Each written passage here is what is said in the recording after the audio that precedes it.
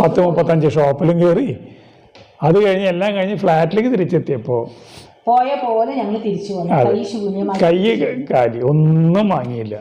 അപ്പം ഞാനിവളോട് ചോദിച്ചു, അതായത് എനിക്ക് ഭയങ്കര സങ്കടം വന്നു കേട്ടോ. സങ്കടം വന്നപ്പോൾ ഞങ്ങൾ ഫ്ലാറ്റിൽ എത്തിയിട്ട് ഞാനിങ്ങനെ ഒരു എന്താ പറയുക വലിയ മിണ്ടാട്ടൊന്നും ഇല്ലാന്നൊക്കെ നടക്കുമ്പോൾ സൂര്യൻ ചോദിച്ചു, നിനക്കെന്താ ഈ ഇത്രയും സാധനങ്ങൾ കണ്ടിട്ട് നിനക്ക് ഒന്നും ഇഷ്ടമായില്ലേന്ന് ചോദിച്ചു.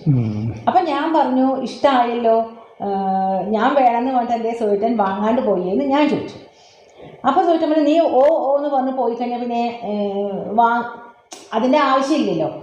അപ്പം ഞാനൊന്നങ്ങനെ ഞെട്ടിപ്പോയി. എന്താണ് ആ വാക്കുകൾക്കുള്ളൊരു വ്യത്യാസം.